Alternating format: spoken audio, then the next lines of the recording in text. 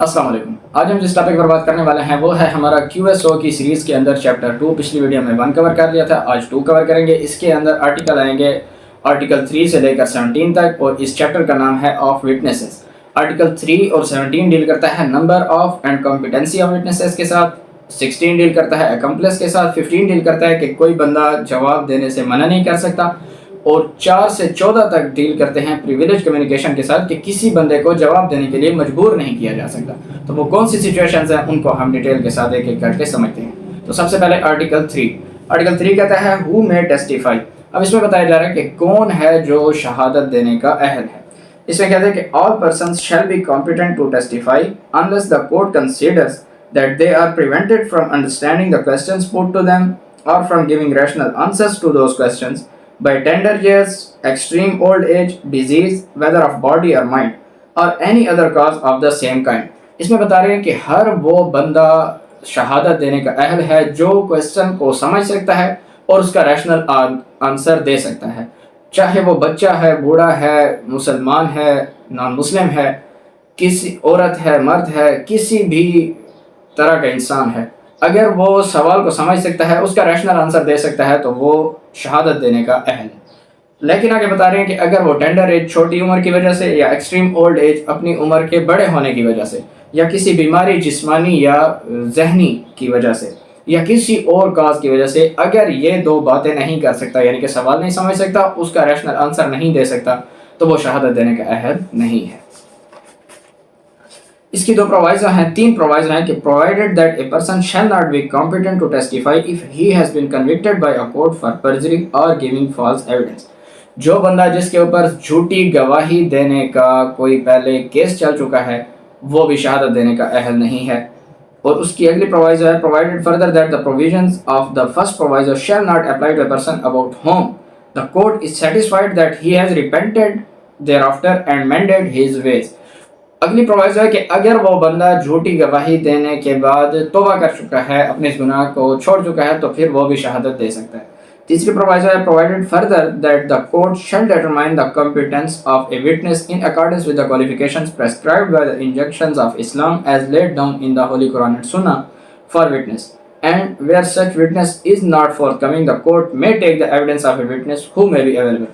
تیسری پرووائزر کے اندر ایک کرائٹیریا بتا دیا گیا ہے کہ شہادت لینے کا جو کرائٹیریا ہوگا کہ کون سا بندہ کوالیفائڈ ہے شہادت کے لیے, اس کو دیکھا کیسے جائے گا, اس کو پرکھا کیسے جائے گا. قرآن اور سنت کی روشنی کے اندر اس کو دیکھا جائے گا. قرآن اور سنت کی کیا ہدایات ہیں ایک صحیح شہادت, ایک صحیح گواہ کے لیے, ان کو مد نظر رکھ کے شہادت لی جائے گی. اگر وہ بندہ اویلیبل نہیں ہے جو قرآن اور سنت کے اندر بتایا گیا ہے, تو پھر جو بھی اویلیبل ہے اس کی شہادت لے سکتے ہیں. ایکسپلینیشن ہے کہ a lunatic is not competent to testify unless he is prevented by his lunacy from understanding the questions posed to him and giving rational answers to them. وہ کہتے ہیں کہ ایک جو لونیٹک ہوگا, لونیٹک کسے کہتے ہیں, جو جس کے اوپر دورے پڑتے ہیں. اگر کوئی شخص جس کو دورے پڑتے ہیں اور وہ شہادت دینے آیا ہے, تو جس وقت وہ اپنی دورے کی حالت میں ہے اس کی شہادت بھی نہیں لی جائے گی. ہاں, جس ٹائم اس کے دورے ختم ہو گئے تو اس سے بھی شہادت لی جا سکتی ہے اگر وہ سوال کو سمجھتا ہے, ریشنل آنسر دے سکتا ہے. تو آرٹیکل 3 کے اندر ہمیں یہ بتایا گیا. اس کے بعد آ گیا آرٹیکل 4. آرٹیکل 4 سے لے کر 14 تک ڈیل کرتے ہیں پریویلیج کمیونیکیشن کے ساتھ. سب سے پہلے بتایا گیا ہے ججز and magistrates. No judge or magistrate shall, except upon the special order of some court to which he is subordinate, be compelled to answer any question as to his own conduct in court as a judge or magistrate, or as to anything which came to his knowledge in court as a judge or magistrate, but he may be examined as to other matters which occurred in his presence whilst he was so acting.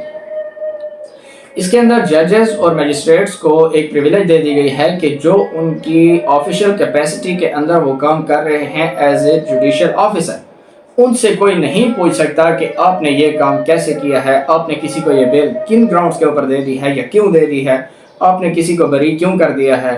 یہ چیزیں کسی جج یا magistrate سے کوئی بھی نہیں پوچھ سکتا. ہاں, اس کی 2 ایکسیپشنز ہیں. اگر اس کو سپیریئر کورٹ کہتی ہے تو وہ جواب دہ ہے, اور اگر اس کے سامنے کوئی ایکٹ ہوا ہے, یعنی کہ اس کی جوڈیشل کیپیسٹی میں نہیں, یعنی کہ اس کی موجودگی میں کوئی کرائم ہو گیا ہے, کوئی ایکٹ ہو گیا, تو اس کے بارے میں بھی اس کی سپیریئر کورٹ اس سے سوال کر سکتی ہے. اس کی ایگزامپلز ہم پڑھتے ہیں. کہ A on his trial before the court of session says that a deposition was improperly taken by B, the magistrate. The magistrate B cannot be compelled to answer questions as to this except upon the special order of a superior court. کہتے ہیں کہ ایک A ہے وہ ایک court of session کے سامنے trial کر رہا ہے اور وہ سیشن کو کہتا ہے کہ یہ جو B میجسٹریٹ ہے اس نے ایک شہادت غلط طور پر لی ہے. اب B میجسٹریٹ سے کوئی نہیں پوچھ سکتا کہ آپ نے شہادت کیسے غلط دی ہے سوائے اس سپیریئر کورٹ کے. اس کے اندر دوسری اگزامپل ہے کہ A is accused before the court of session of having given false evidence before B. A magistrate B cannot be asked what A said except upon the special order of the superior court. A ایک بندہ ہے, اس کی session court کے سامنے ایک case چل رہا ہے جس میں اس کے اوپر الزام ہے کہ اس نے میجسٹریٹ کے سامنے ایک غلط شہادت دی تھی. اب اس میجسٹریٹ سے کوئی نہیں پوچھ سکتا کہ آپ کو اس نے غلط شہادت میں کیا کہا تھا ایکسیپٹ سپیریئر کورٹ کے. سپیریئر کورٹ پوچھ سکتی ہے, اس کے علاوہ کوئی نہیں پوچھ سکتا. تو آرٹیکل 4 کے اندر ہمیں یہ چیزیں بتا دی ہیں. اس کی تیسری اگزامپل ہے A is accused before the court of session of attempting to murder a police officer while on his trial before B. A session judge B may be examined as to what occurred. اب یہ ہے کہ ایک session court کے اندر ایک A ہے, وہ ملزم ہے, اس کا ٹرائل چل رہا ہے کہ اس نے اس سیشن جج کے سامنے کسی دوسرے سیشن جج کے سامنے ایک پولیس آفیسر کا مرڈر کیا تھا. اب اس سیشن جج سے پوچھا جا سکتا ہے کہ آپ کے سامنے اس نے کیسے مرڈر کیا تھا. یعنی کہ اس کا کرکس یہ ہے کہ ایک جج شہادت تو دے سکتا ہے لیکن اپنے جو ایکٹس ہیں ان کا جواب دے سپیریئر کورٹ کے علاوہ کسی کو نہیں ہو سکتا. آرٹیکل 5 کہتا ہے communications during marriage. No person who is or has been married shall be compelled to disclose any communication made to him during the marriage by any person to whom he is or has been married, nor shall he be permitted to disclose any communication unless the person who made it or his representative in interest consents, except in suits between married persons or proceedings in which one married person is prosecuted for any crime committed against the other. اس میں بتایا گیا ہے کہ جو آپس میں شادی شدہ ہیں بیوی اور شوہر, ان کی جو شادی کے بعد کی اپنی کمیونیکیشن بیچ میں ہوئی ہے وہ ان سے کوئی بھی نہیں پوچھ سکتا, اور اگر ان میں سے کوئی بتانا بھی چاہے تو اجازت نہیں دی جائے گی. یہ ایک جنرل رول ہو گیا. لیکن اس کی ایکسیپشن 2 ہیں. کون سی؟ ایک تو اگر وہ ان میں سے کوئی کنسنٹ دے دے تو پھر ان کی کمیونیکیشن ریویل کی جا سکتی ہے. اگر وہ دونوں ایک دوسرے کو کنسنٹ دے دے تو کر سکتے ہیں, یا ان کے بہاف پر کوئی ان کا ریپرزینٹیٹیو کنسنٹ دے دے تو ایک ایکسیپشن ہوگی. دوسری ہے کہ اگر انہوں نے ایک دوسرے کے خلاف سول یا کریمنل کوئی کیس یا پروسیڈنگز چلائی ہوئی ہیں تب وہ اپنی ہر ایک بات بتا سکتے ہیں. اب ان کی پریویلیج ختم ہو گئی. آرٹیکل 6 ہے evidence as to affairs of state. No one shall be permitted to give any evidence derived from unpublished official records relating to any affairs of state except with the permission of the officer at the head of the department concerned, who shall give or withhold such permission as he thinks fit.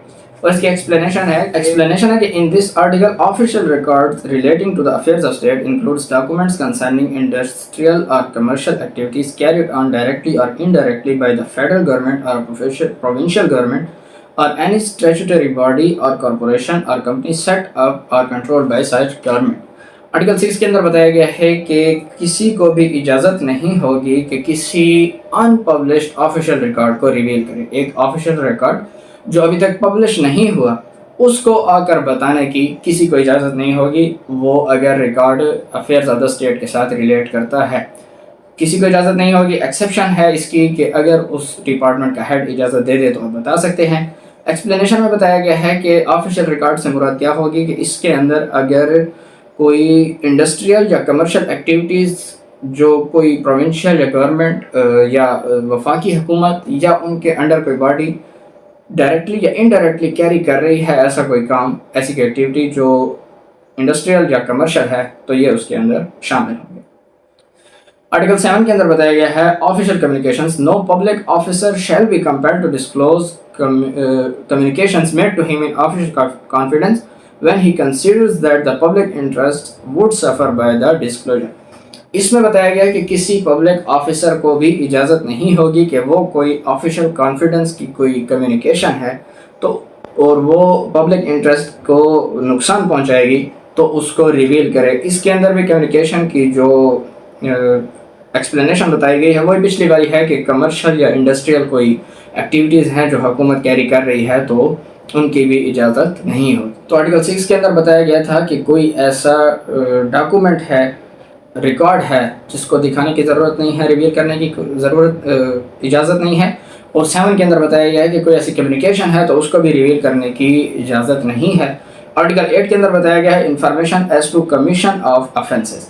اس میں بتا رہے ہیں کہ no magistrate اور police officer shall be compelled to say whence he got any information as to commission of the offence and no revenue officer shall be compelled to say whence he got any information as to the commission of any offence against the public revenue. Explanation again. In this article, revenue officer means any officer employed in or about the business of any branch of the public revenue. اس کے اندر بتایا گیا ہے کہ کسی بھی جج magistrate سے یا کسی بھی ریونیو آفیسر سے یہ نہیں پوچھا جا سکتا کہ آپ نے یہ انفارمیشن کہاں سے لیا. ہم نے اکثر عدالت میں کرمنل کیسز کے اندر دیکھا ہے کہ جب پولیس آ کر کیس دیتی ہے اس کے اندر لکھتے ہیں کہ مخبر کی اطلاع پر ہمیں یہ بات معلوم ہوئی ہے. اب پولیس سے کوئی بھی نہیں پوچھ سکتا کہ آپ اس مخبر کا نام بتائیں جس سے آپ نے یہ اطلاع لی ہے. اس کے بعد آرٹیکل 9 ہے پروفیشنل کمیونیکیشن. اس میں بتایا گیا ہے کہ no advocate shall at any time be permitted unless his client's express consent to disclose any communication made to him in the course and for the purpose of his employment as such advocate by or on behalf of the client or state the contents of or conditions of any document which he has become acquainted in the course and for the purpose of his professional employment or to disclose any advice given by him to his client in the course and for the purpose of such employment. اس میں ایک وکیل صاحب کو بتایا جا رہا ہے کہ کلائنٹ اور وکیل کے درمیان جو بھی آفیشیل کمیونیکیشن ہوئی ہے 3 باتوں کی، جو باتیں اس کو کلائنٹس نے بتائی ہیں، جو ڈاکومنٹس اس نے دیکھے ہیں کلائنٹس کے، اور جو ایڈوائس اس نے کلائنٹ کو دی ہے، ان تینوں باتوں کو وہ کہیں بھی ڈسکلوز نہیں کرے گا جب سے اس کی امپلائمنٹ اس کے ساتھ شروع ہوئی ہے. یہ ہو گیا جنرل رول. اب اس کی ہے ایکسیپشن. ہاں، ایک ایکسیپشن بتائی گئی کہ اگر وہ کانسنٹ دے دے وہ یا اس کی بہاف پر کوئی، تب بتا سکتے ہیں ورنہ نہیں بتا سکتے. آگے اس کی 2-3 پرووائزو ہیں کہ provided that nothing in this article shall protect any disclosure any such communication made in furtherance of any illegal purpose. کوئی بھی ایسی کمیونیکیشن ہے جو کسی انلیگل کام کو کرنے کے لیے کی جا رہی ہے تو اس کو پریویلیج حاصل نہیں ہے. وکیل صاحب اس کے بارے میں شہادت دے سکتے ہیں. دوسری پرووائز ہے any fact observed by an advocate in the course of his employment as such showing that any crime or fraud has been committed since the commencement of his employment whether the intention of such advocate was or was not directed to such fact by or on behalf of his client. 2 پرووائزو ہیں کہ اگر اس کے اور اس کے client کے درمیان کوئی illegal کام کو کرنے کے لیے کمیونیکیشن ہو رہی ہے تو وہ پریویلیج اس کو حاصل نہیں ہے، یعنی کہ کلائنٹ کہتا ہے کہ میں یہ انلیگل کام کرنا چاہتا ہوں، آپ میری مدد کریں. اور دوسری ہے کہ اس نے تو نہیں کہا لیکن وکیل صاحب نے اس کے کیس کے اندر جب اس کے ڈاکومنٹس کو دیکھا، اس کے کیس کو آگے چلایا تو اس کے سامنے یہ فیکٹ آتا ہے کہ یہ کوئی فراڈ یا کوئی انلیگل کام میرے کلائنٹ نے میرے ساتھ وکالت سائن کرنے کے بعد کیا ہے، تو اس کام کے اوپر بھی اس کو پریویلیج حاصل نہیں ہے، وہ اس کو شہادت عدالت میں دے سکتا ہے. اس کی ایکسپلینیشن ہے that obligation stated in this article continues after the employment has ceased. یعنی کہ ان کا یہ جو وکالت اور موکل والا رشتہ جب ختم ہو جائے گا تب بھی یہ پریویلیج اس کو حاصل رہے گی. اس کی ایگزامپلز ہیں. A client says to be an advocate, I wish to obtain possession of the property by use of a forged deed on which I request you to sue. The communication being made in furtherance of a criminal purpose is not protected from disclosure. اس میں بتایا جا رہا ہے کہ ایک client اپنے وکیل کو کہتا ہے کہ میں جعلی ڈاکومنٹ کے ذریعے کسی پراپرٹی کا پوزیشن حاصل کرنا چاہتا ہوں اور آپ اس کے لیے سو کریں. اب یہ انلیگل کام کی ہے، یہ پہلی پرووائزو آ گئی ہے کہ ایک furtherance of an illegal purpose، تو اس کو پریویلیج حاصل نہیں ہے. دوسری ایگزامپل ہے A being charged with embezzlement retains B an advocate to defend him. In the course of the proceedings, B observes that an entry has been made in the A's account book charging A with the sum said to have been embezzled, which entry was not in the book at the commencement of his employment. This fact being observed by B in the course of the employment showing that a fraud has been committed since the commencement of the proceedings, it is not protected from disclosure. A نے ایک بندے B کو وکیل رکھا کہ میرے اوپر ایمبیزلمنٹ یعنی کہ اکاؤنٹس کو رد و بدل کرنے کا، کسی بینک اکاؤنٹ کو خیانت کرنے کا الزام ہے. بی نے اس کی وکالت شروع کر دی. وکالت کے دوران بی دیکھتا ہے کہ اے کی اکاؤنٹ بک میں میری وکالت مجھے وکیل رکھنے کے بعد ایک انٹری ہوئی پڑی ہے کہ یہ جو آپ کو ایمبیزلمنٹ جو سم تھی جس سم کے بارے میں خیانت کا آپ کے اوپر الزام ہے، یہ بینک نے آپ کو خود چارج کی تھی، یعنی کہ بینک نے آپ کو دی تھی۔ اب یہ ایک فراڈ ہے جو وکیل صاحب کے سامنے آ گیا ہے کہ مجھے وکیل رکھنے کے بعد اس کی بک کے اندر یہ انٹری ہوئی پڑی ہے اس کے اکاؤنٹ کے اندر، پہلے نہیں تھی۔ اب اس نے خود کروائی ہے کہ یہ تو بینک نے آپ کو خود پیسے دیے تھے، تو یہ ایک فراڈ ہے۔ اب وکیل صاحب کو پریویلیج حاصل نہیں، مطلب اس کمیونیکیشن کو پریویلیج حاصل نہیں ہے، وکیل صاحب اس کے خلاف آ کر شہادت دے سکتے ہیں۔